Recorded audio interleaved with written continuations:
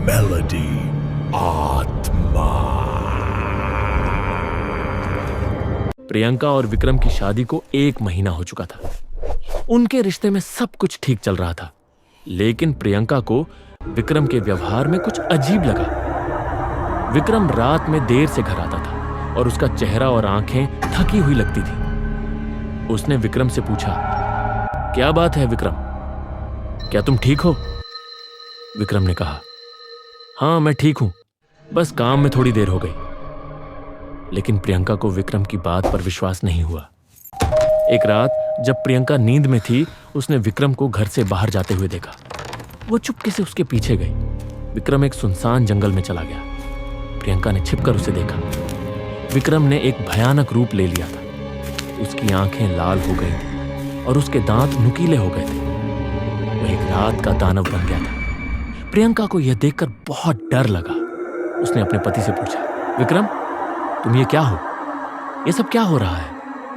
विक्रम ने अपने दानव रूप में कहा, प्रियंका मैं एक दानव हूं। ये मेरे परिवार पर एक अभिशाप है। हर पीढ़ी में एक व्यक्ति को रात का दानव बनना पड़ता है। प्रियंका यह सुनकर रोने लगी। मुझे तुम्हें इस श्राप से बचाना होगा। विक्रम को दानव का श्राप क्यों मिला? 70 साल पहले विक्रम के पूर्वज एक बड़े और ताकतवर जमींदार थे। उनका नाम वीरेंद्र सिंह था।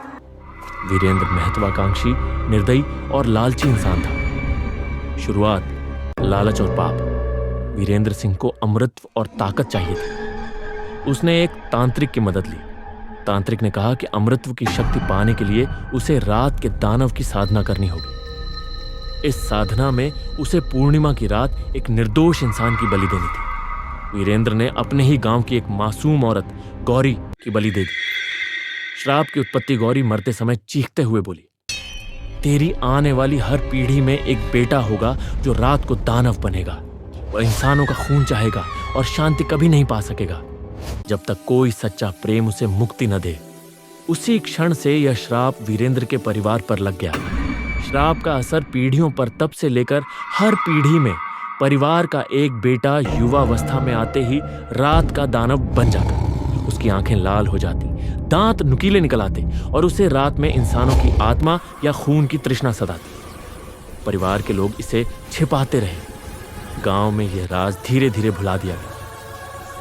विक्रम को यह सब तब पता चला जब वह 21 साल का हुआ। एक रात अचानक उसके शरीर में तेज जलन होने लगी और वह दानव में बदल गया। उसके पिता ने उसे सच बताया कि यह उनके परिवार का अभिशाप है और यह उसकी नियति है। लेकिन विक्रम ने अपनी पत्नी प्रियंका से यह बात छुपाई, क्योंकि वह नहीं चाहता था कि प्रियंका उससे डर जाए। श्राप यह भी कहता था कि केवल निर्मल प्रेम और बलिदान ही दानव को मुक्त कर सकता है। कोई भी मंत्र या तंत्र उस श्राप को नहीं तोड़ सकता। प्रियंका ने विक्रम को बचाने के लिए एक रास्ता खोजने का फैसला किया। उसने एक बूढ़ी महिला से मुलाकात की जो उस जंगल के बारे में जानती थी। बूढ़ी महिला ने उसे बताया कि विक्रम को बचाने का एक ही तरीका है, एक विशेष जड़ी बूटी ढूंढना जो जंगल के सबसे ऊंचे पहाड़ पर मिलती है। लेकिन वह जड़ी बूटी केवल पूर्णिमा की रात को ही दिखाई देती थी।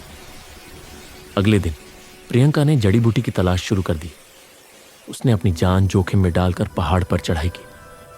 रात में उसने पूर्णिमा की रोशनी में एक चमकीली जड़ी बूटी देखी।